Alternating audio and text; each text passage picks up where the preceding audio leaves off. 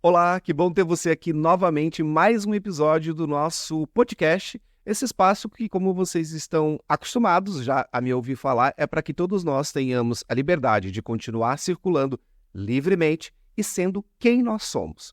Hoje eu tenho um papo muito especial aqui e eu tenho uma pessoa muito querida para conversar com a gente. A gente vai falar sobre relacionamento, quer dizer, a gente não, né? Ele vai falar porque ele é o especialista do tema. Eu, no máximo, vou dar um pitaco ou outro, mas eu quero que vocês recebam com muito carinho aqui junto comigo o nosso querido Nicolas Gonçalves. Nicolas, seja muito bem-vindo, querido.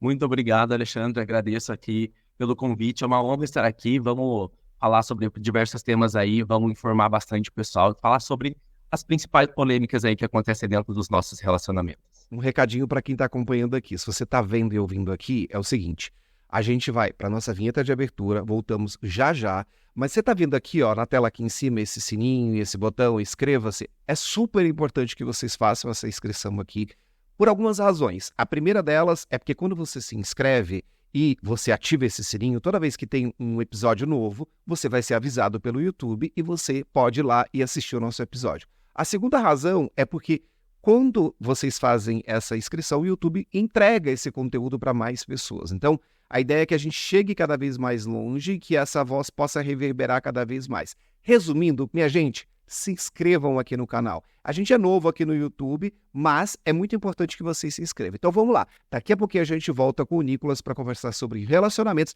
É um minutinho só depois da nossa vinheta de abertura. Não sai daí não. Fica aí, eu posso te garantir que vai ser muito importante. A gente volta já.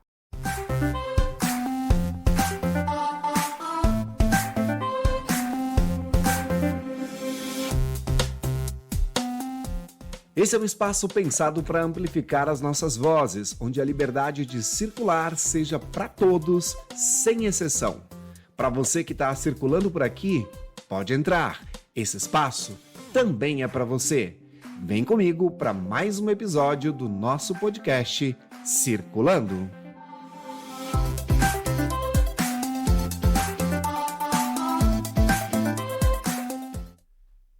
Bom, a gente está de volta então aqui com o Nicolas Gonçalves. O nosso tema de hoje é a gente conversar um pouco sobre esses desafios do relacionamento, as complexidades, mas também falar um pouco sobre a beleza dos relacionamentos, que a gente possa trocar um pouco sobre isso e também conseguir desvendar algumas coisas aí que estão por trás de coisas que a gente não consegue ver no nosso dia a dia. E o Nicolas, como um especialista desse assunto, ele, obviamente, tem muito a contribuir aqui com a gente. E aí, Nicolas, antes até da gente entrar nos temas, eu tenho uma pergunta inicial para te fazer que é a seguinte. Primeiro, por que as pessoas se interessam tanto por esse assunto de relacionamentos, né? Eu acompanho um pouco do teu trabalho, vejo ali, a gente conversou sobre isso, e tem muita gente interessada nisso. E a segunda pergunta, de maneira mais genérica, eu tenho uma impressão que está todo mundo, eu digo planeta, me incluo nisso, meio perdido nesse tema de relação. Então, por que as pessoas estão tão interessadas e, ao mesmo tempo, parece que está todo mundo tão perdido nesse assunto?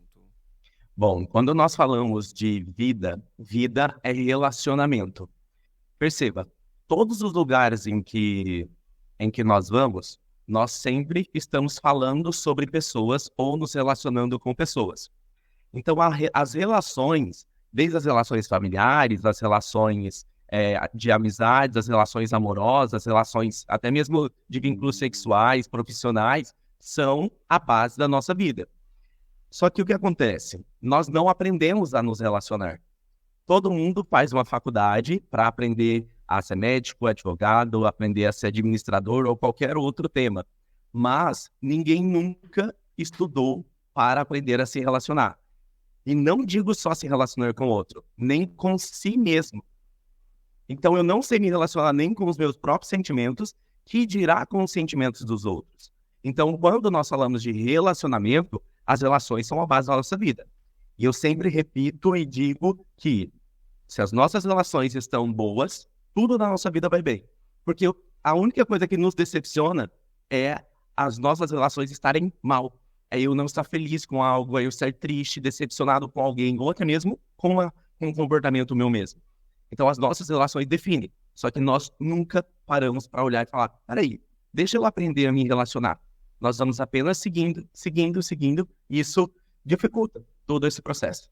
Então é um assunto sempre polêmico, porque não é uma matemática exata e nós nunca paramos, de fato, para entender como se relacionar, por que isso me machuca, por que eu gosto ou não gosto. Então, é por esse motivo que as relações são tão complexas e sempre é um assunto em alta.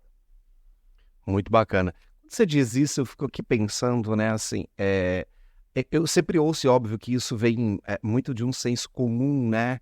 Todo mundo tem uma opinião sobre relacionamento, em especial se não for o seu, né? Se for para opinar sobre o do outro, todo mundo sabe o que fazer, tem sempre alguém falando.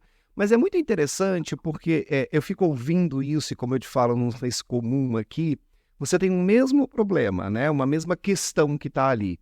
Mas se você tiver 10 pessoas olhando para esse assunto, provavelmente as 10 terão percepções diferentes sobre esse tema. E é por isso que talvez seja tão complexo, né? Primeiro porque, assim, falar da questão do outro é muito cômodo, né? Apontar a ferida ali do outro, essa questão não me dói em nada. O segundo ponto é que, assim, as pessoas, me parece que quando elas olham para as relações dos outros, agora eu estou falando, tá? Elas sempre olham sob as lentes delas, ou seja, sobre as experiências que elas tiveram, aquilo que elas acreditam e etc. E aí, isso caminha para um lugar de julgamento muito próximo, você concorda? Com certeza. Dentro da minha metodologia, eu sempre falo para a pessoa quando ela traz alguma questão. Aí eu falo assim, qual é a lente emocional que você está olhando para essa situação? Porque nós temos cargas emocionais dentro de nós, por isso que cada um experimenta e vê uma dinâmica de uma forma. Então, se eu tenho uma carga emocional principal da rejeição, eu olho aquilo e aí eu vou filtrar aquilo a partir de um lugar de rejeição. Se eu tenho a outra carga emocional da autossuficiência, eu vou olhar aquilo e eu vou ter uma outra dinâmica daquilo. Então, a partir da lente emocional que eu estou usando e que me pertence a partir da minha história, é que eu vou trazer um julgamento frente àquilo. Então, por isso que é tão complexo. Às vezes eu tenho a impressão também que tem uma questão de projeção, né? Eu olho para a relação do outro e eu projeto daquele outro aquilo que eu gostaria que acontecesse comigo. Então, não necessariamente a minha opinião é sobre a relação do outro, é uma projeção daquilo que eu gostaria que acontecesse comigo. É mais ou menos por aí? Isso, exatamente. É muito comum, e é interessante, né? Eu tenho um relacionamento de 4 anos, nós somos casadas, e aí eu falo que eu implantei um drive no meu marido, que ele é o meu terapeuta, eu sou terapeuta dele, e a gente faz essa troca. Então, muitas vezes, quando nós estamos falando de nossos amigos, ele olha para mim e ele fala assim, mas isso é o que você acha que seria melhor para ele, né? E aí, quando ele também tá falando, eu falo, mas isso é a sua percepção. E eu acho que todo mundo deveria ser treinado a isso, porque quando nós olhamos para o outro, eu olho para o outro, né? A gente sempre fala assim, nossa, eu acho que se ele fizesse isso, é sempre muito fácil, como você disse, né? Se ele fizesse isso, se ele agisse assim, se ele aquilo outro, mas é tudo aquilo que você acha da pessoa, né? Aquilo que você, e muitas vezes é o que você quer fazer na sua vida, mas você não consegue. Isso é o fogo. E eu vejo muito isso, assim, mas eu acho que essa história aqui vai ter muito tempo aqui pra gente entrar, mas eu quis falar dessa coisa da projeção, primeiro porque, assim, eu acho que opinar sobre a relação do outro é algo muito íntimo, alguém precisa te dar este espaço, querer que você faça isso, e quando você vai dar uma opinião, eu acho que é super importante você refletir se você está opinando realmente ou se você está projetando, ou se você está jogando em cima do outro expectativas que são suas e que você talvez frustradamente não conseguiu e você está botando essa responsabilidade em cima do outro. Mas, meu primeiro tema aqui para você, dependência emocional. Gente, isso é um negócio tão complexo na minha visão, assim, porque, primeiro, dependência já é uma coisa complicada, seja ela qual for, né, na minha visão. Seja o tipo de dependência que você tem, é complicado. Quando a gente fala de uma dependência emocional, eu estou falando muitas vezes de colocar a minha vida sob a gestão do outro, né? Então, essa é a minha percepção leigamente falando. Mas falando sobre dependência emocional, primeiro, o que é uma dependência emocional e por que tem tanta gente vivendo isso e me parece que não se dá conta dessa história? Isso é ótimo, essa pergunta. E como você disse, né, a dependência emocional, ela parece muito mais complexa, porque quando a gente fala de dependência financeira, é meio óbvio o caminho, né? É prático. Tá, eu vou ter um trabalho, eu vou fazer mais dinheiro, é concreto, né? É palpável. Agora, quando a gente fala das emoções, eu não consigo controlar, eu não consigo ver, eu apenas sinto e não sei administrá-las, né? Então, a dependência emocional é exatamente o que você falou, quando eu coloco a minha vida sobre a gestão do outro. E é muito interessante porque o dependente emocional, ele se coloca num lugar pequeno e ele coloca o outro num lugar muito grande. Então, ele olha para o outro como se ele fosse pequenininho e o outro muito grande. E é o que eu sempre falo, a pessoa coloca o outro como, assim, a salvação da vida dela. Com essa pessoa tudo é possível. Então, assim, é um endeusamento, assim, muito grande. Eu endeuso aquela pessoa. Nossa, ela é tudo para mim. E isso vem muito característico. Eu passei por isso, acho que a maioria das pessoas também, talvez você. Quando você tá ali na fase da adolescência, e aí você começa a se irritar em estar na casa dos seus pais. A maior parte de nós vive uma dinâmica disfuncional dentro de casa. Briga, traições, às vezes escassez financeira, principalmente os gays, né? Tem essa dinâmica de, não vão aceitar não, a religião, todo esse emaranhado todo de coisas.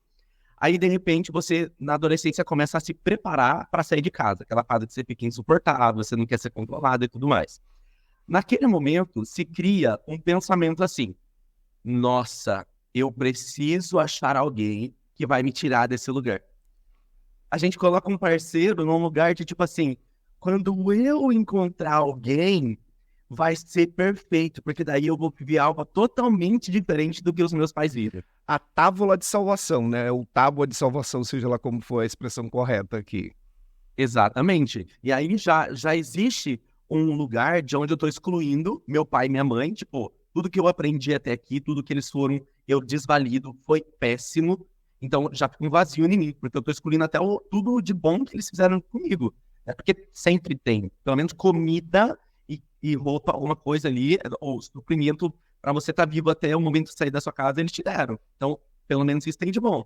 E aí, eu olho para fora e falo, lá que é bom. E aí, eu me jogo, né? Quando eu encontrar alguém, você é tudo para mim. E aí que geralmente começa a primeira decepção, né? Porque eu coloquei a pessoa num lugar muito grande, criei várias camadas de ilusão por conta da paixão, e aí eu quebro a cara. E quando eu quebro a cara na primeira relação, das primeiras, a dor que vem não é a dor daquela relação.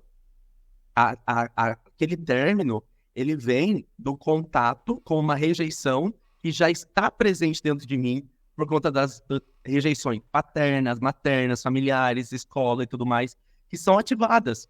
Então, nós nunca sentimos a dor do momento. Eu sinto a dor que tá no banco de dados emocional dentro de mim.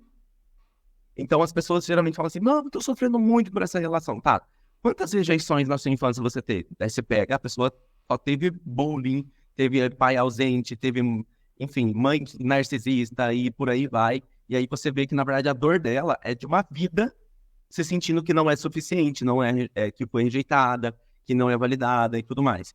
Então, a dependência emocional vem de primeiro momento desse lugar. Eu vou e vai ser tudo maravilhoso, porque o projeto que fora pode ser muito bom, né? E as pessoas estão em constante processo de dependência emocional, primeiro, porque elas, mesmo que vejam que a dinâmica é disfuncional, o foco delas não é nelas, é no outro, é no outro, totalmente no outro. É absurdo. Tem pessoas que me mandam textos no meu Instagram falando sobre a dinâmica que está vivendo, mas só fala do outro. Tem pessoas que estão num processo de mentoria comigo e aí a pessoa, ela fala 20, 30 minutos do relacionamento, mas só falando, porque ele é narcisista, porque eu percebi isso, porque ele isso, porque aquilo outro. E aí eu sempre falo, a principal característica do dependente emocional é assim, é o contrato assinado ali embaixo, ele está autenticando que ele é quando ele foca no outro. Porque no final eu sempre falo, essa pessoa ela é fria, ela não te dá amor, ela não te valida, ela é narcisista, ela é controladora, ela te agride. E o que você está fazendo com isso? Você sabe disso tudo e você ainda está nessa relação. E a pessoa ela não se dá conta. Porque ela está tão numa busca incessante de ver o comportamento do outro, e só no outro, que ela esquece de olhar para ela. E esse é o principal indício de uma pessoa em dependência. Agora, Nicolas, você estava falando isso, assim, eu uso uma expressão aqui no podcast que, assim, eu fico pensando alguns pontos, né? E aí, quando você falava, eu fiquei prestando atenção em algumas nuances do que você trazia. Uma primeira coisa que eu vejo, assim, e aqui eu não estou para apontar o dedo para ninguém, pelo contrário, eu acho que é um lugar para a gente discutir sobre isso, né? Vamos imaginar, eu estou conhecendo você agora, né? Uhum. Aí me interessei por você, quero que a gente tenha uma relação. Só que aqui está o Alexandre, ali está o Lucas, e aqui está o cara que eu projetei. Uhum. Me parece que a pessoa constrói uma pessoa aqui do lado que não é o Nicolas, né? Eu estou usando você como exemplo, mas seja lá quem Claro. for, o João, a Maria, sei lá, quem Uhum. quer que seja. Aí a pessoa constrói aqui do lado, sei lá, uma projeção de alguém que ela gostaria que fosse. E essa pessoa é perfeita, óbvio. Essa pessoa não erra, essa pessoa, sei lá, não fala nada de errado, essa pessoa não desaponta, essa pessoa não faz nada. Me parece que essa pessoa constrói aqui do lado essa pessoa que é projetada e que não é o Nicolas no meu exemplo aqui. Então, eu não estou me apaixonando pelo Nicolas real. Eu não estou vendo se o Nicolas tem defeitos, se o Nicolas deixa a toalha em cima da cama, se o Nicolas fala coisas que eu não gosto, se ele escuta músicas que eu não gosto. Eu não estou prestando atenção nisso, porque não é para o Nicolas que eu estou olhando. Eu estou olhando para essa projeção que eu estou criando aqui. Essa é a primeira coisa que eu vejo, que eu penso que existe. Eu queria que você comentasse um pouco sobre isso. E o segundo ponto que eu vejo nessa questão é a seguinte: me parece muito pesado também quando você vai para uma relação e você já vai com esta pessoa criada aqui do lado e que o outro tem que se encaixar nela. Porque, sei lá, imagina que eu projetei aqui um Nicolas que... Eu vou chutar, uma coisa bem prática. Eu amo comida japonesa, por exemplo. Da pessoa que eu projetei aqui, você vai amar comida japonesa. Só que você pode não gostar. E aí, quando eu olho pro Nicolas real, eu falo, como assim você não gosta? Já vem a primeira decepção, né? Sim. E vem um lugar de querer colocar esse Nicolas real aqui nesta posição do cara que eu criei. Então, me parece que tem duas questões. Primeiro, eu crio uma pessoa aqui que não é a pessoa real, com quem eu estou conhecendo e tentando conviver. E o segundo ponto que é pesado, você já traz, você está começando uma história com outro, você já quer que ele ocupe esse lugar de perfeição que está desenhado só na sua cabeça. Sim. Essa é a criação do ideal, que gera muito sofrimento. Eu tenho uma frase que não é tão legal de escutar ela, mas nós não sabemos quem é melhor para nós. Essa é a verdade. Porque eu sou a criança que foi gordinha, afeminada, gay da escola, que sentava na carteira da parede para ninguém tacar papel atrás, porque eu ficava assim, sentado de lado, para me proteger, porque eu sofria muito bullying. E eu me casei com o meu marido, ele é o cara do fundão. É o cara que zoa, que batia nos meninos, que não aceitava nada. E assim, a última pessoa que eu achava que eu iria me relacionar era alguém do perfil do meu marido. E exatamente por sermos opostos que nós nos completamos tanto. Então, as pessoas criam um ideal e esse próprio ideal, ele gera um sofrimento para elas. Gera um sofrimento muito grande. E aí, esse momento de construção, de projeção de alguém que eu queria, é a paixão. O relacionamento, depois eu vou ter que desconstruir isso. O relacionamento ele tem 3 fases. A fase da inclinação, que é uma fase exatamente dessa postura aqui, inclinação. Então, ai, que lindo. Então, eu romantizo tudo, eu fantasio tudo. É como você falou, eu coloco a pessoa dentro de uma fantasia que não é existente, né? Não é existente. Mas são os meus olhos que fazem isso. Sempre tá ali. Se você pega alguém e fala assim, ai, depois de 2 anos eu descobri que ele era assim.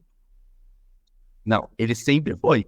Só que você estava com cegueiras emocionais, camadas de cegueiras nos seus olhos, porque você queria muito aquilo, e é isso que a dependência faz, que fez com que você romantizasse. Então, a primeira fase, a fase da inclinação. Ai, nossa, ele é tudo que eu queria. Só fala coisa boa. Nossa, amiga, sair com ele... É assim.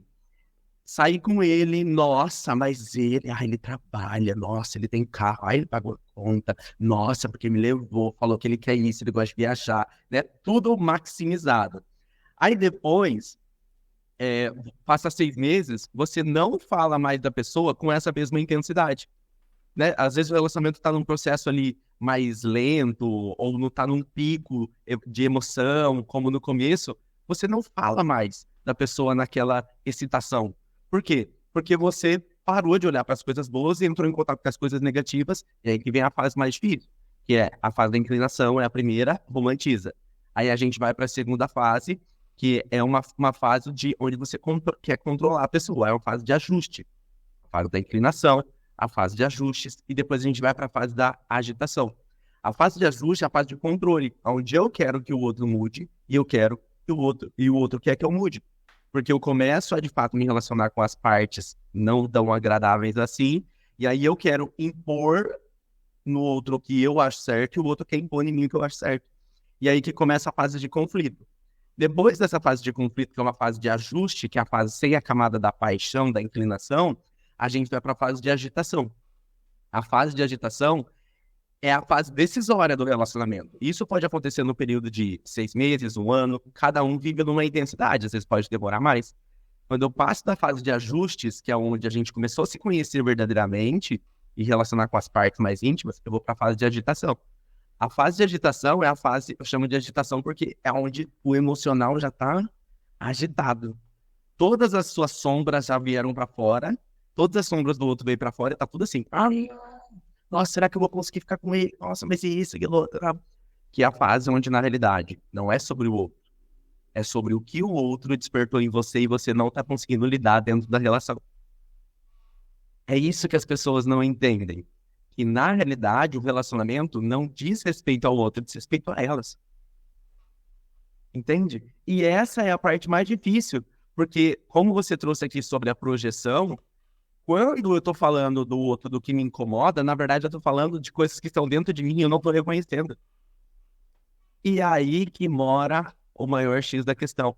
Porque ninguém aprendeu a se relacionar, ninguém reconhece seus sentimentos, nem seus comportamentos. Aí eu transfiro tudo pro outro, quero que o outro lide com o que eu tô sentindo. Por favor, todo grito de reatividade, de choro, qualquer coisa, é um grito de, por favor, mude, porque eu não quero sentir isso. Só que quem tá sentindo sou eu. Então, quem tem que olhar por que isso me machuca, sou eu. E tem uma frase que eu falo, uma frase que eu falo que é muito forte. O relacionamento, ele é um processo de cura através do outro. Porque o outro vai despertar em mim aquilo que eu não consigo lidar, mas não sabia, e eu vou ter que me desenvolver. Se eu não me desenvolvo, eu evito. Ciclo vicioso, né? Exatamente. Nossa, você estava falando isso e assim, me vieram duas questões aqui. Eu sei que a gente tem vários outros temas para falar, mas esse assunto da dependência emocional, eu acho que ele é uma coisa complexa, mas ela é uma coisa tão importante, né, de ser falada, porque você estava falando, eu fiquei pensando em duas coisas, né? Primeiro assim, vamos separar aqui, né? Eu queria que a gente depois falasse como isso pode ser diferente dependendo do contexto social, Claro. dependendo da orientação de gênero, da identidade de gênero, melhor dizendo, da orientação sexual dessa pessoa. Dependendo de uma série de fatores, isso pode ser diferente. Mas também tem uma outra coisa que me parece que acontece em algumas dessas relações, te ouvindo falar, que é o que eu chamo de ganho secundário. O que seria um ganho, pelo menos na minha visão, né? O que seria um ganho secundário? Quando você fica apontando, né, do tipo, poxa, mas o outro isso, o outro não sei o quê, e você tá lá. E você continua naquele lugar. Eu sempre me pergunto assim, mas qual que é o seu ganho? Porque alguma coisa você está ganhando. Sim. Você pode não saber disso. E isso é verdade, você pode não saber. Mas alguma coisa você está ganhando. E quando eu olho para a dependência emocional, muita gente, na minha percepção, não sabe que está vivendo essa dependência emocional, porque tem um ganho secundário que a leva foi muito técnico agora, mas que leva essa pessoa para um lugar do tipo de um certo conforto. Ela tem um ganho secundário com aquilo, né? E tem uma história de uma pessoa que, não vou citar nomes aqui para não expor, que eu conheci, e que, assim, para mim era claro o ganho secundário que essa pessoa tinha naquela relação, né? Então ela tinha uma dependência emocional do outro, mas é porque, assim, quando ela tinha essa dependência emocional do outro, era meio que um grito de socorro para que essa pessoa, nesta ocasião, olhasse para ela e desse este carinho e esta atenção. Inclusive, chegava a fazer birras para o outro olhar. Eu falava, nossa, mas isso é uma maneira muito forte de chamar a atenção, né? Para que a pessoa olhe e fale, nossa... E aí, você sabe, eu tô aqui, ó, eu existo, hein? Tem alguém olhando para mim. Então, eu queria que a gente conversasse um pouquinho sobre essas duas coisas. Primeiro, assim, essa questão do ganho secundário, porque me parece que existe nessas situações de dependência emocional. E uma outra coisa que eu queria que você comentasse é sobre essa questão de ser diferente, dependendo do gênero, da orientação sexual, da própria questão social também. Me parece que isso é diferente, essa dependência emocional de um lugar para o outro, né? Meio por aí. Vamos lá. É perfeito isso que você trouxe sobre essa ideia do ganho secundário. Quando eu disse aqui no início sobre a pessoa falar 30 minutos mal da pessoa, mandar texto falando, e a minha pergunta é, tá, e o que você vai fazer com isso? Por que você ainda se mantém nesse relacionamento? Aí vem a questão. Ninguém se mantém em uma relação ou em um ambiente, em um lugar, enfim, se não tem um ganho secundário. E aí vem a coisa mais dolorosa, porque às vezes o ganho secundário, ele é muito perceptível. Por exemplo, eu tenho medo de ficar sozinho, então a pessoa tem uma insegurança, e aí tá horrível a relação, mas ela tem a segurança, ela mora junto, ela tem uma vida, ela final de semana ela tem uma rotina, ela tem o roteiro da vida dela, ela tem uma certeza mesmo que seja disfuncional. Ou por uma questão financeira, nossa, eu não tô trabalhando, a gente tem um estilo de vida, enfim, tem várias questões que são assim mais práticas, né? E assim, palpáveis. É por isso, por isso, por isso. Mas o que eu falo muito tem muita gente que tá vivendo relacionamentos péssimos, disfuncionais, ao máximo do máximo do máximo, tá horrível. E a pessoa fala diariamente que tá ruim, mas ela não sai. E aí que vem. Mesmo sendo disfuncional, a pessoa se nutre. Por quê? Porque existe um movimento que é o tipo de amor que eu aprendi. A criança, ela precisa de duas coisas para ela sobreviver. Isso, dentro da minha metodologia, eu rasgo isso, porque eu sou viciado, assim, fascinado em mapeamento. Eu gosto de entender o porquê de tudo. Então, eu gosto de trazer tudo mastigadinho. A criança, ela precisa de duas coisas para sobreviver, além das questões fisiológicas, claro. Amor e presença. A criança, ela quer ser amada e ela quer a presença dos pais. E é isso que ela precisa. Ela não precisa de um buffet, ela não precisa de uma viagem para Disney, ela não precisa disso. Quem precisa disso é o adulto para se validar. E aí o que acontece?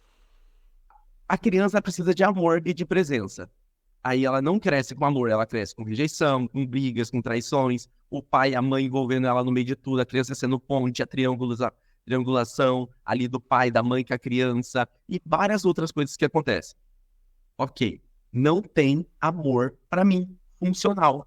Tem rejeição, tem desvalidação, tem a minha mãe me descredibilizando, o meu pai indo trabalhar e a minha criança não entende que ele precisa trabalhar, a minha criança entende que eu não sou suficiente, que meu pai não fica comigo. Então eu me nutro daquilo que tem pouco escasso disfuncional. Eu aprendi um amor dessa forma. Então, o meu sistema, o drive que está em mim beleza, é assim que são as relações. Nesse lugar aqui, mesmo que seja disfuncional, mesmo que eu queira mais, eu sobrevivo. Eu aprendi a sobreviver daquela forma.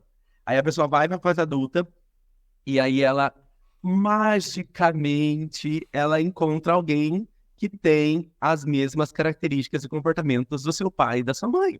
Que ou que trabalha muito, ou que é mais frio, fechado e não consegue se abrir. E por que ela buscou esse relacionamento? Porque por mais que faça ela ativar coisas da infância e ela se sinta desconfortável, como sentiu na infância, foi o tipo de amor que ela aprendeu. Então, muitas que ela conhece, né? Ela só conhece aquilo. Ela só conhece aquilo. E aí ela tá dentro de uma relação que às vezes ela é humilhada, às vezes a pessoa é agredida, acontece tudo, traída, qualquer coisa. E aí a pessoa tá ali e ela fala, meu Deus, por que eu tô aqui? E ela tenta sair e ela não consegue. Por quê? Porque mesmo que seja doloroso, cara, eu vivi isso dentro da minha casa, é o que eu conheço, tá aqui, é familiar. A gente tem uma tendência a ficar no lugar familiar. Então, às vezes a pessoa fala, como tem um ganho secundário dentro dessa situação horrível? Tem, porque o ganho secundário, ele não precisa ser benéfico. Ele não precisa ser bom. Ele apenas precisa ser algo que já é conhecido por mim e que me nutre. Porque em algum momento eu aprendi a me nutrir da disfuncionalidade. E essa é o ponto que eu mais pego. Porque a maior parte das pessoas estão presas nisso. É ruim, mas eu fico. Por quê? Porque eu não conheço outra dinâmica. O amor que eu aprendi já é disfuncional. Então, eu nem sei o que é diferente disso aqui. Entende? Uhum. Agora, quando você fala isso, tem uma outra questão que eu estava pensando aqui que eu falei. Isso é meio diferente quando a gente fala, por exemplo, de gênero para gênero, quando a gente fala de aspectos sociais, eu acho que isso tem uma influência muito grande, né? Como é que funciona isso nessa dinâmica? Bom, as questões, os sentimentos sempre são os mesmos, né? Mas tem pressões sociais que existem pro gay, que não existem para os héteros, ou que existem muito mais para os héteros e não existem para os gays. Também tem muito isso. Porque se nós formos observar, a comunidade gay, ela não tem nada imposto sobre ela sobre padrão de relacionamento. Entende? Não tem escrito num livro como a gente tem que se relacionar. A gente não faz parte disso. Entende? Então, assim, não tem um padrão a seguir. Então, por um lado, a gente segue algo, mas não tem uma pressão. Agora, a mulher e o homem, os heterossexuais, ele tem um padrão a seguir. Então, nós temos variáveis aí desse aspecto. Mas se nós formos falar de aspectos de diferença na dependência emocional, os sentimentos são os mesmos, as dinâmicas elas não mudam. O que vai mudar aí é um processo de eu estou numa relação homem com homem, mulher com mulher, ou trans com homem, ou aí diferentes gêneros, que aí pode trazer uma complexidade maior. Porque o homem com o homem ele se compete, a mulher com a mulher ela se compete, né? Tem aí as questões sociais também, as dores que eu trago, né? Dentro da comunidade a gente tem muitas pessoas com traços de rejeição forte. Então, assim, eu tenho dificuldade de ser amado. Eu já peguei muitas pessoas, assim, sofrendo porque queria que o relacionamento desse certo, mas não consegue, assim, ela não se sente merecedora, ela acha que vai ser traída, que vai ser deixada, porque já fui deixado lá atrás. Então, as marcas são muito fortes. Eu fiz uma enquete no meu Instagram, perguntando qual era o principal medo. Qual o seu principal medo? 90% das pessoas, assim, de umas, 120 pessoas que responderam, 90% era medo de ficar sozinho. Porque isso já vem da nossa infância. Já vem da nossa infância. Eu tinha um padrasto opressor que veio veio da aeronáutica e ele colocava um sistema muito de militar mesmo em casa, tinha 1000 atividades. Ele batia na minha mãe, agredia a minha mãe e eu cresci com a minha mãe falando, o cabeleireiro dela em casa, fazia escova nela, a gente dava altas risadas, ele virava as costas e ia embora, minha mãe falava com a cara fechada. Eu amo ele, mas filho meu não é gay. Filho dos outros pode ser. Então a gente cresce com a sensação de que vai ser excluído e que vai ficar sozinho. Entende? Então o maior medo dos relacionamentos que gera muito forte uma dependência, que coloca o outro nesse lugar grande, né? Meu Deus, agora que eu encontrei alguém, é isso. Então, se for falar sobre dependência, assim, de mudanças por conta de gênero ou de relações homoafetivas, eu não vejo que tem tanta diferença no aspecto da dependência. Mas eu sinto que tem um viés de dor, de receio, de medo muito maior, que até faz as pessoas muitas vezes perder os próprios valores em prol do outro. Eu vou te falar uma coisa que, assim, talvez a gente seja criticado, a gente não, nesse caso eu, né, porque sou eu que estou falando aqui, mas tá tudo bem, porque eu acho que a gente precisa encarar algumas coisas de frente, senão a gente também não consegue discutir coisas que são importantes. Eu tenho uma percepção de que as relações amorosas, e aí passando por esse aspecto da dependência emocional, para as pessoas da comunidade LGBTQIAPN+, elas têm um aspecto diferente, e tem um aspecto diferente pensando historicamente, inclusive, tá? Porque se eu pegar a geração de hoje, isso vai ser um pouco diferente, mas se eu pego a minha geração da década de 70, por exemplo, tem uma coisa muito dura que eu vou dizer agora, mas que é verdade. A gente aprendeu a mentir antes de aprender a amar. A gente tinha que mentir bem, tá? Porque ninguém podia saber que eu era gay. Nem eu mesmo podia pensar nos meus mais, profundos devaneios que eu fosse gay. Então eu tinha que mentir muito bem. Eu tinha que convencer as pessoas de que eu era o homem hétero padrão, enfim. Eu tô falando eu no meu caso aqui, mas isso é né? E ficava bravo quando alguém falava que você não estava fazendo o papel direito, né? Exato, que é um papel, né? Você está interpretando, é um personagem. Então, a gente aprendeu a mentir antes de aprender a amar. E de novo, trazendo o meu exemplo, quando estava todo mundo lá heterossexual, podendo explorar as relações na adolescência, aprender a tomar um primeiro não da menininha da escola, aprender como é que é o término de uma relação, a aprender que depois daquela menininha que eu achei que era o amor da minha vida com 14 anos, vieram outras 5, 10 na frente, e aí eu entendi que não era aquilo, que eu não precisava ficar tão dependente daquela primeira menina aos 14 anos. Eu não pude viver isso.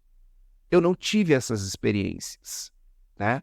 Então, me parece que quando a gente olha para a comunidade LGBT, QIAPN+, a gente tem um viés nesse aspecto que é preciso ser considerado. E aqui eu quero fazer um parênteses. Eu sempre digo isso. Existe uma diferença entre você ser vítima e você ser vitimista.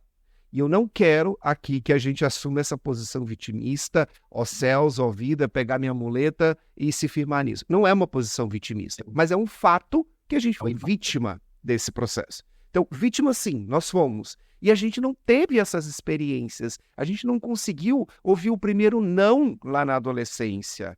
A gente não sabia como é que era a liberdade de pegar na mão e poder andar na rua, de poder encostar a cabeça no ombro da pessoa que eu gostava, porque eu nem podia ter essa pessoa. Exato. E aí, hoje, quando eu vejo as relações entre pessoas do mesmo sexo, e estou falando em geral aqui da comunidade LGBTQIAPN+, e por abreviação, falando só LGBT, eu vejo que tem isso. A gente não sabia. E essa frase que eu falei, ela é muito verdadeira. A gente teve que aprender a mentir antes de aprender a amar. A gente não estava preocupado em saber como é que era uma relação, como é que eu ia amar, como é que eu ia me apaixonar. Eu tinha que interpretar, eu tinha que mentir. Então, eu não sei se você concorda comigo ou se eu estou conseguindo me explicar, mas eu vejo que quando a gente fala de dependência emocional na comunidade LGBTQIAPN+, eu vejo que tem esse recorte que é muito importante. Não sei se hoje, né, com as gerações atuais, isso está mudando, mas pegando a minha geração, por exemplo, da década de 70, eu não aprendi a me relacionar com 14, 15 anos, 16, 17. Eu não tive isso. Então, quando eu fui me relacionar, eu já era um homem adulto. E aí eu tive que olhar e ainda era cobrado. Mas você não sabe se relacionar, mas você não sabe tomar um não. Não, eu não sei. Eu não sei. Eu realmente não sei. Então, para além disso que você falou, que tem, né, o medo de ficar sozinho, de ser rejeitado, etc., me parece que tem esse recorte também dessa história que a gente viveu de ter que ter aprendido a amar, aprendido a mentir antes de aprender a amar. Não sei se você concorda ou o que você acha sobre isso. Concordo plenamente, principalmente quando eu trago essa perspectiva do tipo de amor que eu aprendi. Então, eu criança, homossexual ou trans, que seja, eu estou ali vivendo e eu tenho algo dentro de mim que eu não posso mostrar. Se eu mostrar, eu não sou amado. Então, eu reprimo, né? Então, acho que com 4 anos, eu fui na casa de um tio e estavam todos lá e eu fiz xixi sentado. O meu padrasto abriu a porta e me bateu, porque eu não podia fazer xixi sentado, que era coisa de menina. Então, e assim, eram aspectos que eu, com 4 anos, eu não raciocinava para fazer, mas já estavam ali, né? Então, assim, a criança, quando a gente fala do tipo de amor que eu aprendi, vem a maneira que eu aprendi a me expressar, como eu aprendi a me nutrir, como eu aprendi a ser amado e como eu aprendi a me expressar. Então, o gay, ele começa... O gay, ele é muito sensitivo, né? Essa é a verdade. O homossexual, ele é muito sensitivo. Toda a comunidade tem esse feeling, porque nós temos que desenvolver muito rápido para a gente se adequar, para a gente sobreviver. A gente sobrevive. Então, o que acontece? Eu começo a perceber que quando eu faço isso, eu sou rejeitado, quando eu faço isso, eu sou amado, e aí eu vou me reprimindo. E aí eu não posso expressar o meu amor, tenho os desejos sexuais latentes, porque a maior parte da nossa comunidade iniciou os contatos sexuais muito cedo, como os heterossexuais também, mas de uma maneira ali, porque a gente já tem que se esconder, e muitas vezes somos alvos, né, disso. E dessa década que você trouxe, da década de 70, eu atendo muitas pessoas dentro do meu processo de mentoria que estão em forte processo de dependência por algo que se tornou muito comum pela repreensão. Eu não posso ter um relacionamento, não posso expressar o tipo de amor que eu quero, com quem eu quero. Então, o que eu faço? Eu vivo relações esporádicas com heterossexuais, com HSH, com homens que saem com homens, e vivo pequenas ilusões, entende? Então, eu tenho uma fatia dentro do meu trabalho de pessoas com 40, 50, 60 anos que estão, assim, totalmente destruídas emocionalmente porque elas nunca aprenderam a mostrar o amor delas. E a única relação que elas tiveram foi relações escondidas. Foram relações ali, na maciota, ali, mentindo. Que era Então, uma assim, dependência, né? Eu dependia daquilo para ter. Era uma migalha, total. né?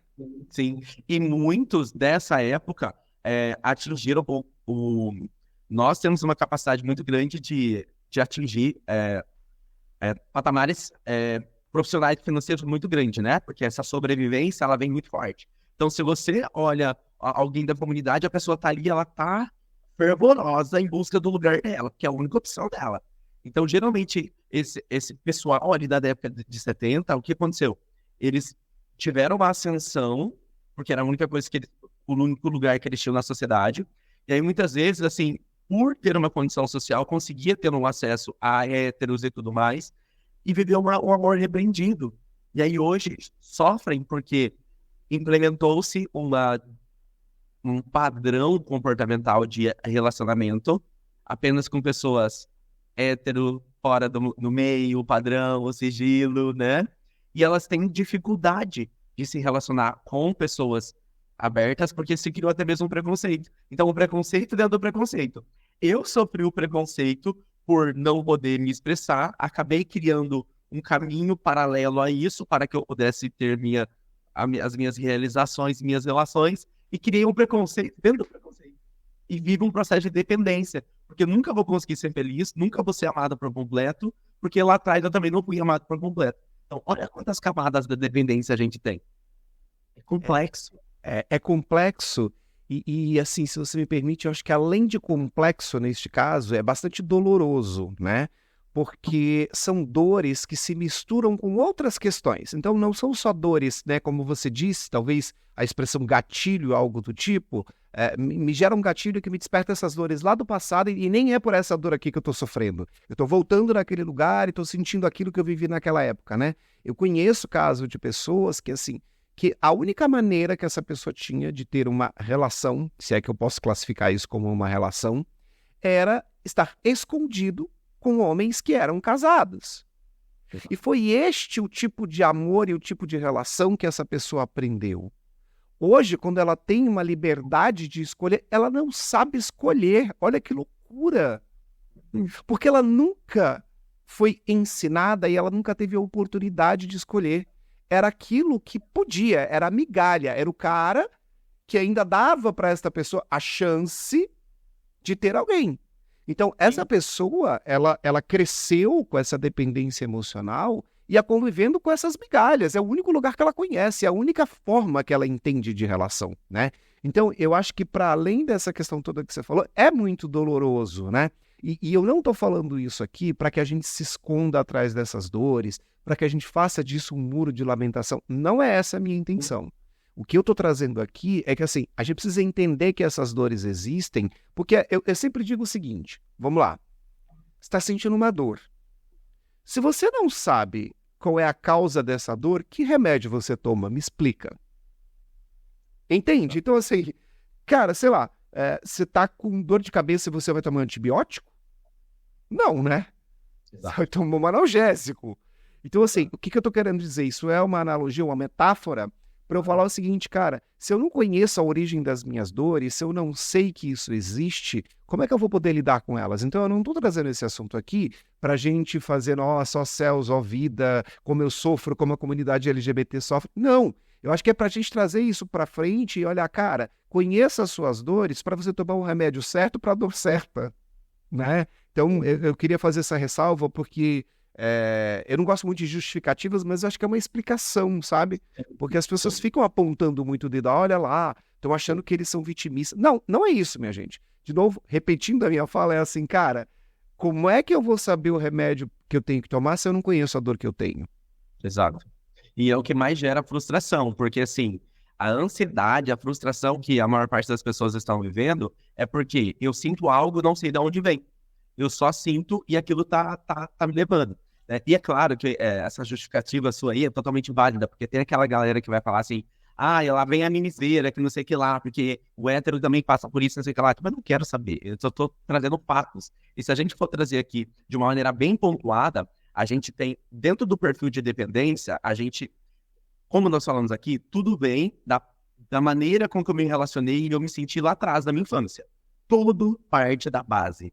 E aí, se a gente olha a infância da criança LGBT, que é abreviando, a gente tem um poço de conflitos dentro que um heterossexual não sabe que tem dentro. Beleza, isso é um fato, não é uma vitimização, é um fato. Existe um mundo interno dentro do LGBT que você desconhece, porque você não é. Então, esse é o nosso lugar de fala. E a gente precisa entender. Trazendo de maneira bem prática, essa maneira que eu aprendi a receber amor, a me expressar, ela vai definir como eu vou me comportar e me relacionar. Dentro da dependência emocional, a gente tem 2 perfis mais característicos. O perfil dependente carente e o perfil dependente rígido. Nada mais é do que a criança que foi atrás do amor do pai e da mãe, e ela foi 1, 2 vezes atrás desse amor, 3 vezes, e ela recebeu pouco. Ausente, ela recebeu uma rejeição, o pai estava indo trabalhar, qualquer coisa desse tipo. E aí ela falou, poxa, não foi o suficiente. E aí essa criança dependente carente, ela fala assim, preciso dar mais amor, porque eu fui um pouquinho, eu recebi isso. Se eu der mais, eu vou receber mais. Então, essa criança, ela aprendeu que quanto mais ela for lá e dar esse amor, mais ela pode receber, mesmo que seja em migalhas. Daí eu cresço e me torno um adulto, que estou sempre na espera, que quer agradar sempre, que se flexibiliza demais, que não sabe falar não, que corrompe seus valores e se negligencia, se coloca num processo de dor em prol da felicidade do outro. Então é um dependente mais carente, é um dependente que está sempre à espera. Do outro lado, nós temos o dependente rígido. O dependente rígido, muitas vezes visto como narcisista, é o dependente, a criança que se tornou dependente rígida porque ela foi pedir amor dos pais e aí não encontrou da maneira que queria. Sempre encontra, mas não atinge as expectativas. E é o que acontece? O dependente rígido, da terceira vez, ele falou assim, não recebi, eles não estão me dando amor suficiente, quer saber? Não preciso deles, eu vou me fechar, porque eu sou autossuficiente. E aí aquela pessoa que é mais reativa, ela gosta sempre de saber que o outro tá ali, mas ela também não se expressa tanto. Então, a pessoa mais fechada, aquela pessoa que ela é sempre muito posicionada, mais reativa, mais fechada, mais racional e fria, mas ela não sabe lidar com a rejeição, porque a rejeição faz ela entrar em contato de novo com a dor lá. E geralmente esses perfis, eles se encontram. E a gente permeia entre os dois, dá pra gente dançar entre eles. Porque alguém que é dependente carente muito tempo, daqui a pouco essa pessoa fala assim, opa, peraí, tô sendo trouxa, aí ela vira o agressor, aí ela vai pro dependente rígido, disfuncional, entende? E o dependente rígido, muitas vezes pode encontrar alguém que quebra ele, e aí ele vai de novo e fica ali, porque às vezes ele encontra um mais rígido que ele. Então a gente tem esses 2 perfis. Então o gay, ele vai muito, né, o LGBT vai muito para esse lugar aqui de dependente carente, e fica na espera, né? Mas também tem muitos que vai para esse dependente rígido, que vai para esse lugar de autossuficiência, e aí peita tudo, entende? Entendo. E assim, você está falando, assim, a gente tem um outro tópico aqui que eu quero entrar em seguida, mas é porque uma coisa vai puxando tanto a outra, né? Eu sempre digo uma coisa, a melhor forma de defesa é o ataque. Então, quando você vê alguém muito agressivo, essa pessoa, eu não estou dizendo que isso é 100% das vezes, mas eu estou dizendo que, em geral, as pessoas que têm esse perfil muito rígido, muito agressivo, elas estão, no fundo, querendo se defender, né? Se resguardar de uma dor que elas não querem sentir. Então, o que eu faço? Antes que alguém me ataque, eu vou para cima, porque daí não vai doer. Exato. Né? Então, eu acho que são tantas... Como é que eu posso dizer? Não sei se são camadas, se são meandros, se são fios. O que eu sei essas questões todas a gente precisa olhar para isso. E eu costumo dizer o seguinte: sabe quando você tem sei lá, um vidro, e esse vidro ficou muito tempo... Pensa numa casa, né? não sei se você mora numa casa aí, mas enfim, imagina numa casa e que essa casa tem uma janela de vidro e que ela ficou muito tempo fechada. O vidro não vai estar transparente. Ele vai estar totalmente ofuscado, sujo. Quem olhar de fora não vai conseguir enxergar perfeitamente, porque esse vidro ele não está transparente. E eu costumo dizer assim, metaforicamente, se a gente não passar um paninho e não tirar essa sujeira que está em cima, a gente não vai enxergar o que de fato está ali dentro.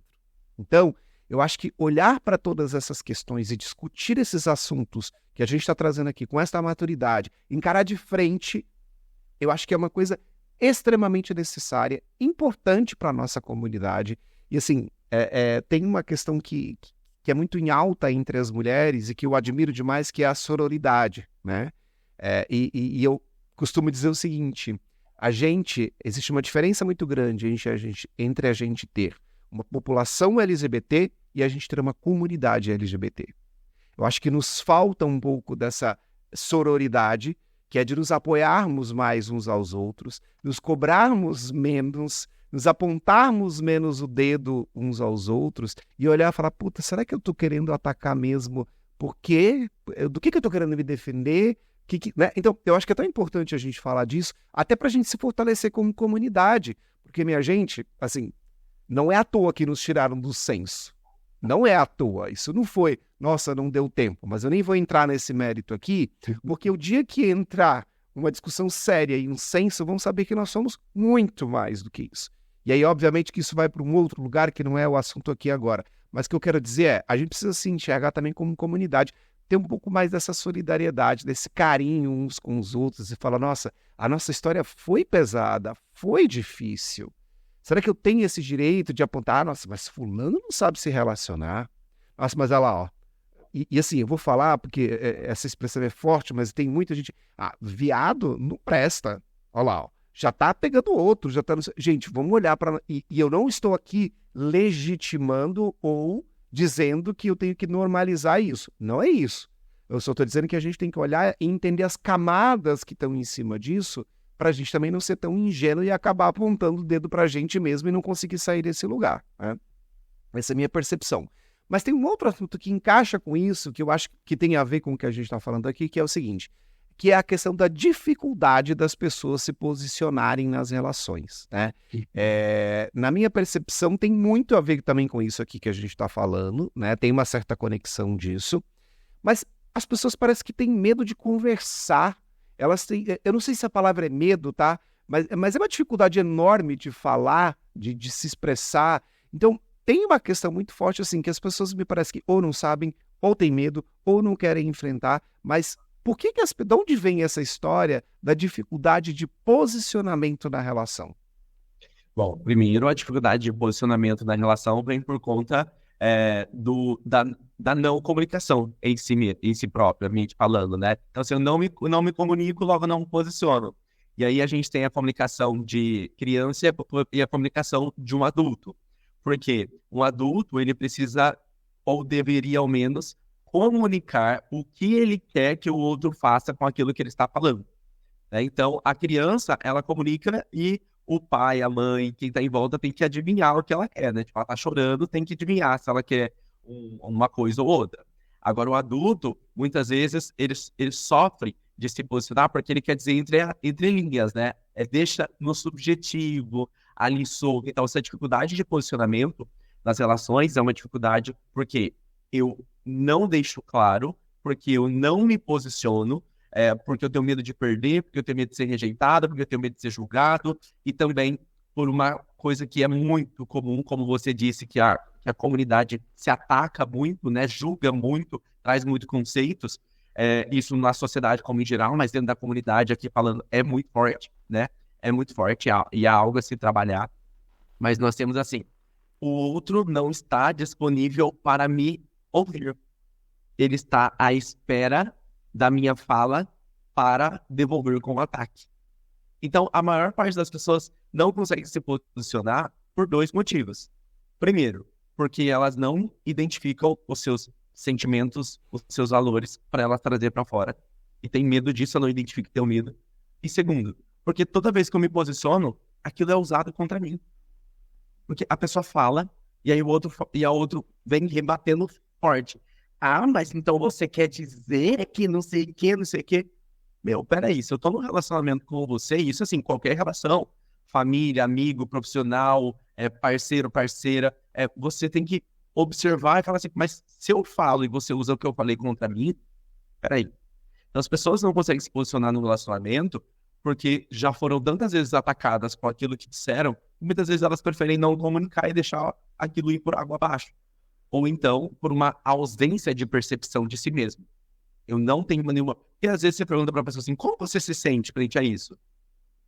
Eu recebo perguntas dentro do meu Instagram, diariamente nas minhas caixinhas de perguntas, onde eu dou mentorias gratuitas lá, explicando. Porque eu gostei do que você trouxe, que tipo assim, quando eu não vejo, eu não resolvo. E eu sou um fanático por isso. Eu preciso ver, meu, de onde vem isso, pelo amor de Deus.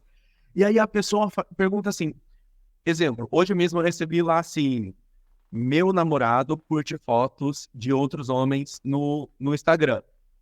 O que eu devo fazer? Em seguida, a mesma pessoa me perguntando, meu namorado tem um Twitter de pornografia. O que devo fazer?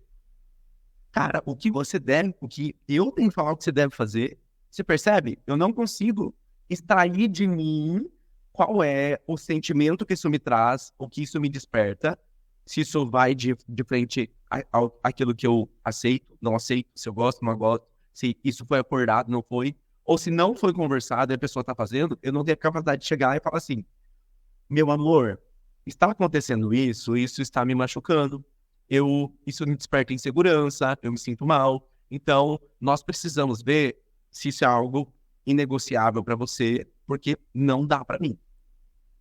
Você entende esse ponto de maturidade e decisão? Entende? E aí vem o que acontece? Quando a pessoa se posiciona, o outro vem e fala assim, ah, mas você me conheceu assim? Meu, que pequeno isso, né? Que pequeno. Eu tô falando sobre um sentimento meu e você vem jogar algo nada a ver. Então, falta isso. E é tão no básico que as pessoas não estão conseguindo se posicionar.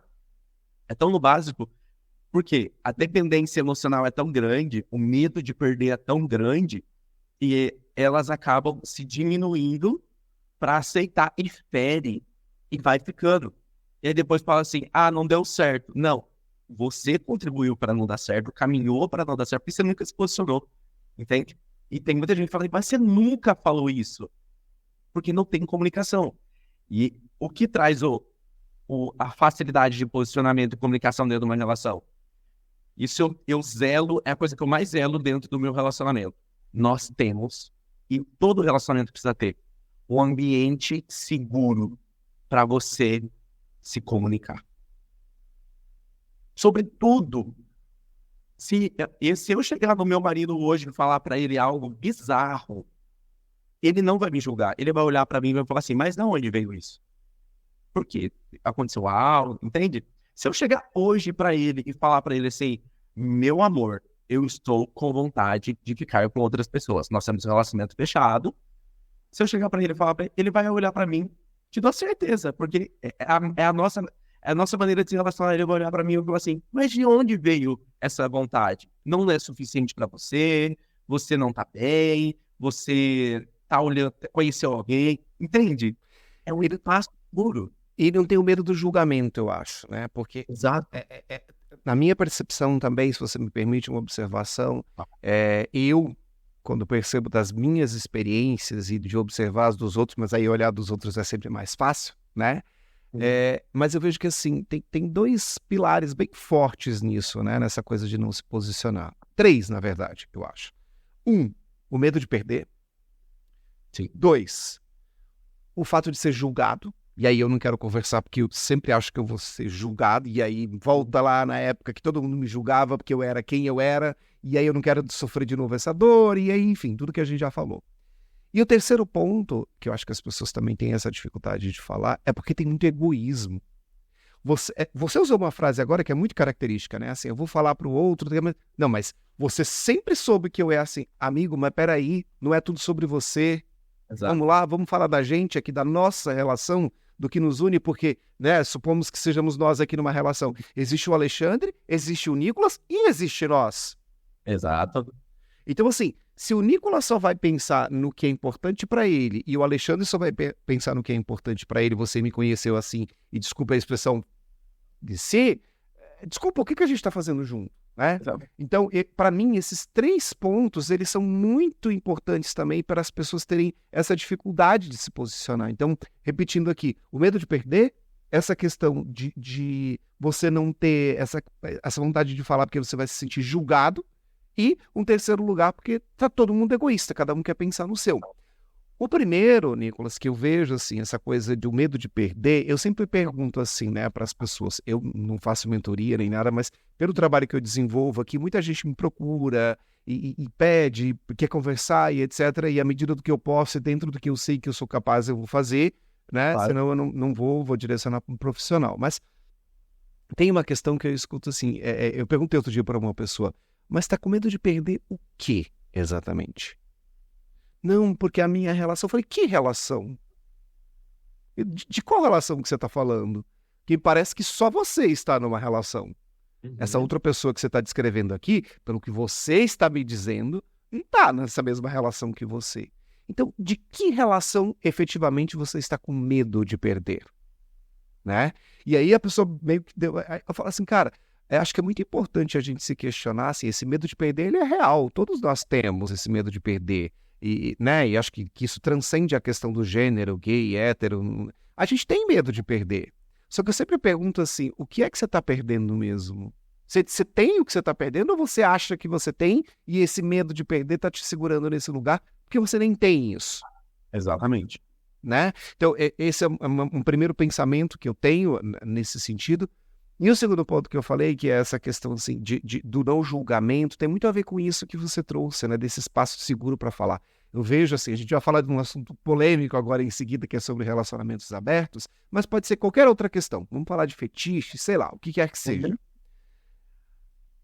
O fato de eu ter um lugar seguro, um ambiente seguro para conversar e não ser julgado, vai me fazer poder expressar isso com o meu companheiro, ou com a minha companheira, seja lá qual for a relação que você está vivendo.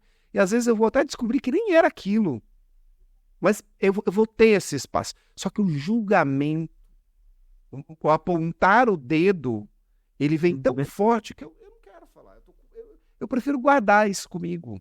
Eu prefiro deixar ali dentro. E aí uma hora, meu amigo, a hora que isso vier à tona, como eu sempre digo, às vezes é a gota d'água do copo que caiu fora do lugar, só que não é sobre aquilo. É sobre tudo que estava represado lá atrás e que vocês não conversaram, que vocês não discutiram. Então, o foco não está aqui. Então, quando eu vejo essa coisa do julgamento, eu acho que é tão perigoso isso para uma relação, porque as pessoas não falam com medo do julgamento. Agora, também é verdade nesse aspecto que, usando o exemplo aqui, você e o seu marido, por exemplo, imagina que você chega para o seu marido e fale, olha, pensei, sei lá, surgiu tal coisa. Ele não é obrigado a concordar com você. Claro. Mas minimamente vocês vão ter esse espaço para conversar. E isso que eu vejo que as pessoas não têm. O medo do julgamento faz com que a pessoa não leve isso para lá e também ela já fica pensando assim, mas ele não vai concordar mesmo. Não, e ele pode não concordar, mas o espaço precisa existir. Sim. Né? Sim. E o meu terceiro ponto, que eu estou aqui quase dando uma palestra, é sobre essa questão que eu vejo que as pessoas têm, o medo de se posicionar, vem também muito desse lugar de quando você olha para a sua relação e você encara aquilo como a única coisa que você tem na sua vida, que é a única, sei lá, você não existe sem aquilo, você começa a viver um negócio meio simbiótico, porque você não sabe quem é você, quem é o outro, você não manifesta seus desejos, você não se posiciona, daqui a pouco você não sabe nem quem é você mais. Perde. E quando você se perde de você, eu sempre digo assim, né? Uma relação é composta de 3. O eu, o outro e o nós. Se não tem mais eu, tá faltando um pedaço dessa relação.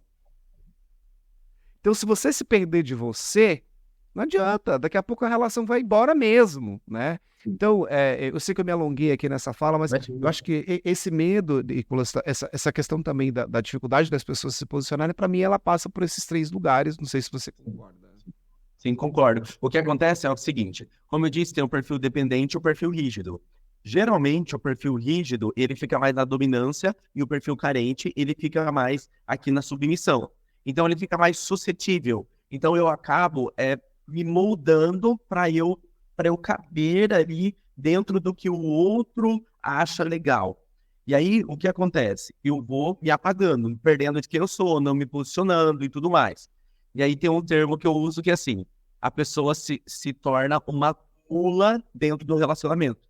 O que é uma mula dentro do relacionamento? A mula é aquele animal que é usado para carregar a carga dos outros, vai atrás e a pessoa vai na frente.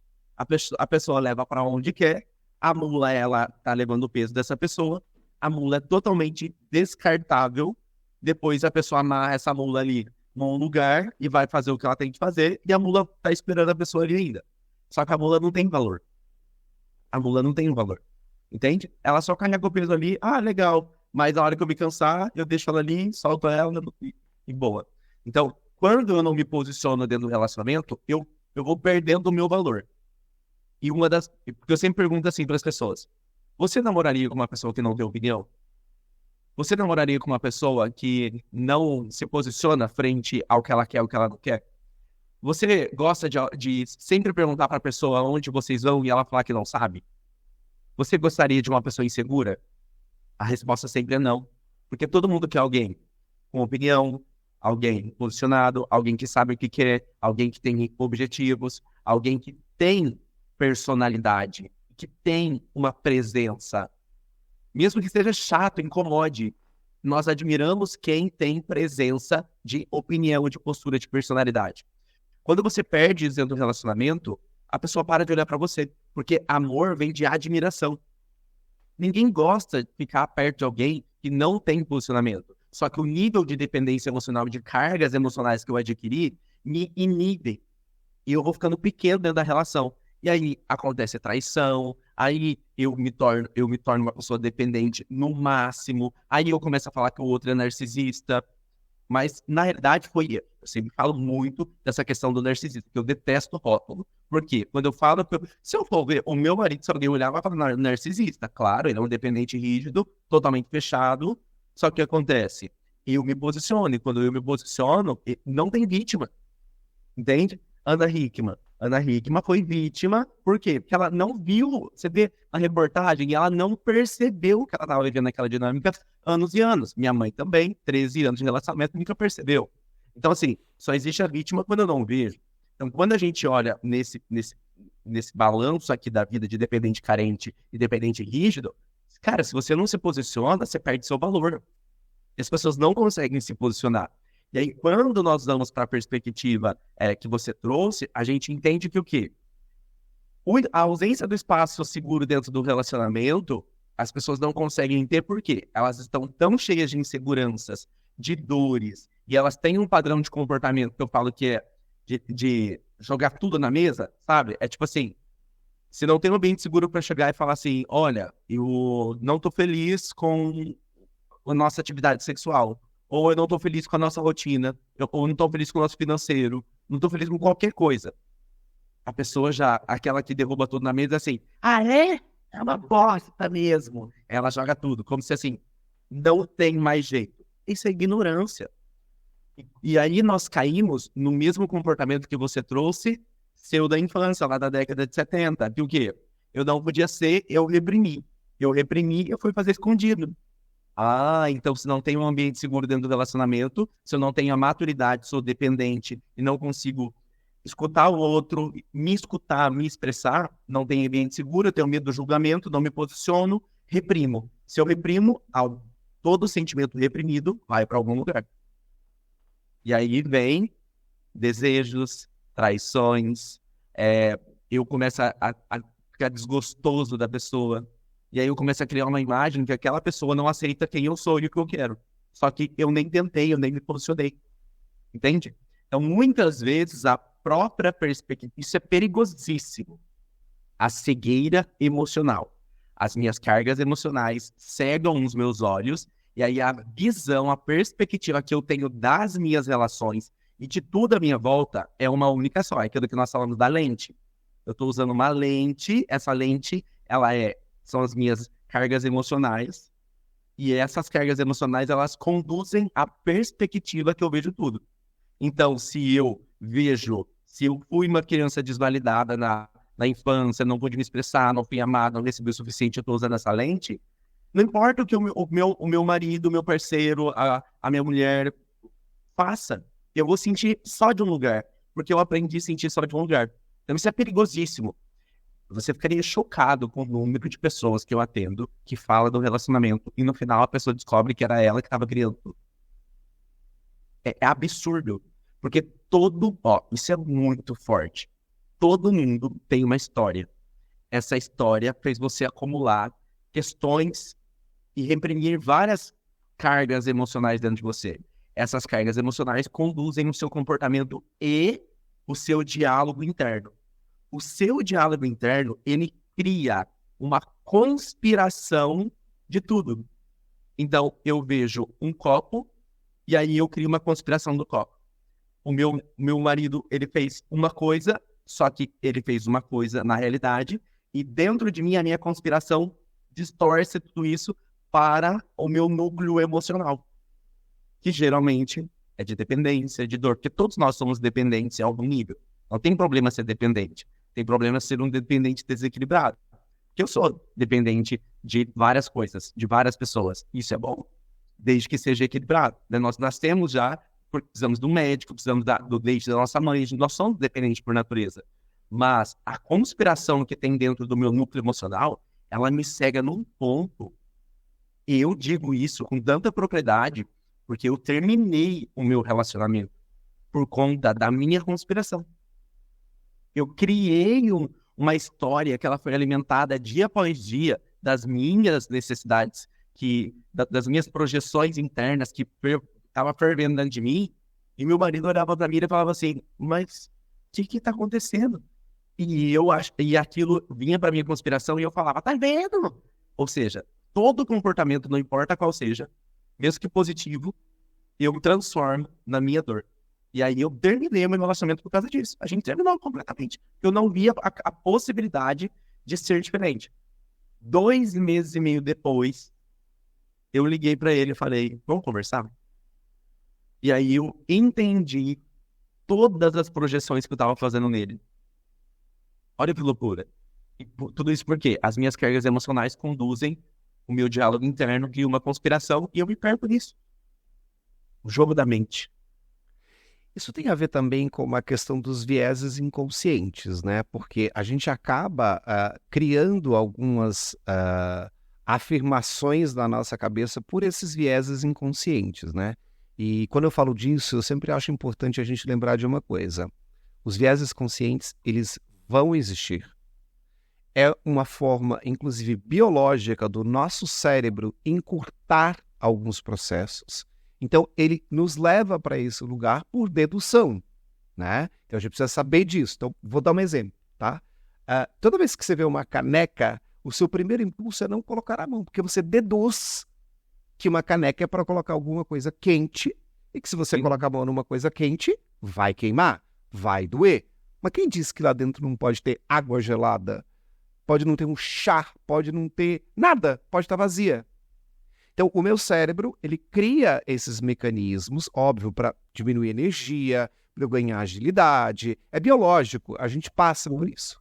O que a gente não pode deixar é de saber que esses mecanismos existem e de não olhar para eles. Então, assim, de fato isso que eu criei é uma realidade ou é o meu mecanismo, o meu cérebro tentando encurtar um caminho e me levando a uma associação que pode não ser real, que pode nem existir, né? Tá. Acho que isso é super importante.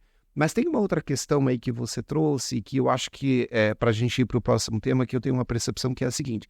Tem também um aspecto social que impede as pessoas de se posicionarem numa relação. Porque tem aquelas pessoas externas dessa relação que também influenciam ali para dizer assim, vou dar um exemplo, tá? Não, Nicolas, mas nem sei o nome do teu marido, mas imagina, você não pode falar assim com ele. Gente, ele é o teu marido, como assim? Você não pode falar, você vai perder seu casamento, hein? Não fala não. Ou aquela coisa, se a gente transpusar isso para o ambiente hétero, para a mulher, né? Não, mas calma. Tem que ter calma, você tem que saber levar uma relação, senão o casamento não dá certo. Então você tem um aspecto social e aí cultural até, digamos, que faz com que você, às vezes, não se posicione mesmo, que você está ouvindo as vozinhas ali sei lá, das pessoas que estão em volta, que estão falando assim, não fala não, que você vai perder. Aí, de novo, eu volto na minha pergunta, você vai perder o quê? Gente, está muito bom esse papo com o Nicolas Gonçalves. Eu tenho certeza que vocês estão gostando muito, curtindo, gerando vários insights, reflexões. Então a gente vai fazer o seguinte, nós vamos parar por aqui para que vocês tenham tempo de processar, de refletir sobre tudo aquilo que a gente conversou até agora. E a gente volta para a segunda parte dessa conversa com o Nicolas Gonçalves. E aí sim, a gente conclui esse raciocínio com muitos outros insights. Então, fica ligado aí para não perder a segunda parte dessa nossa conversa com Nicolas Gonçalves. Eu te aguardo.